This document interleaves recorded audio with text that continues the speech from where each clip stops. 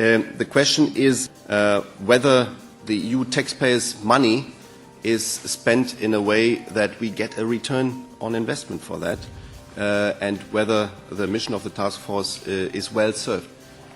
The mission statement of the task force for Greece, the task force, it says, is a resource at the disposal of the Greek authorities as they seek to build a modern and prosperous Greece. But if we have a look at one of the mission statement's goals, a prosperous Greece, we have to see that the unemployment rises dramatically year after year. More than 1 out of 2 young people are unemployed, some 62%. The tendency is going up. We have a generation that is growing up with no hope for the future. And therefore it seems that in certain domains the EU and Greece do not get enough return from the money they put into the task force. The migration of Greeks, Mr. Teurer, to Germany increased by 43% in 2012 compared with 2011. That's the latest figures. We have to see that only a very small percentage of Greek SMEs have had some sort of assistance from the work of the task force.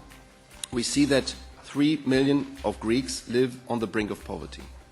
3 million of Greeks. 2 years after you started, Mr. Reichenbach, in Greece, Greece is in the middle of a social crisis. What can we do to overcome this? Where are the obstacles, and where can we end this period of appalling figures? I think we cannot be satisfied just because some experts from fellow member states conduct short-term missions to share knowledge with the Greek public administration. I think if we see these figures, this is just not enough. There has been preparatory work for creating an institution for growth in Greece, and the blueprint for this has been laid out.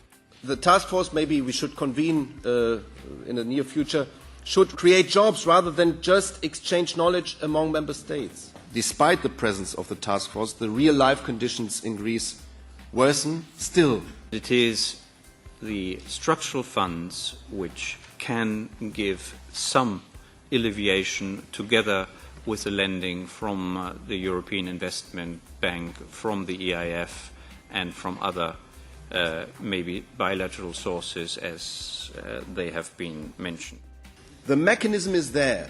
We are in the 4th year of the crisis, and none of these jobs have been created upon this new mechanism. Why does it take so long? So I'm happy that you adapt, but why does it take so long? And can we be confident that on 25th of June, when Mr. Andor goes to Athens, we might see at least some 3, 4, 5 jobs being created under this scheme? Technical assistance is moving progressively from analysis to implementation. 30 billion of euro, 31 billion of euro that are in the period 2007 until 2013. 11 billion have been paid. 20 billion are approved but not paid. Approved means that they are pending. They are not really being used for the economy, for projects, for jobs to get done and jobs to get started. Now, my question is whether this is true. The impact of technical assistance support and the effectiveness depends to a very large extent on the Greek reform leadership and the sustained reform momentum from the Greek side. The task force, maybe we should convene in the near future, should rather reset the economy rather than be just present in EU projects. It's important. And why is it important? It is important because we are losing European citizens believing in that project.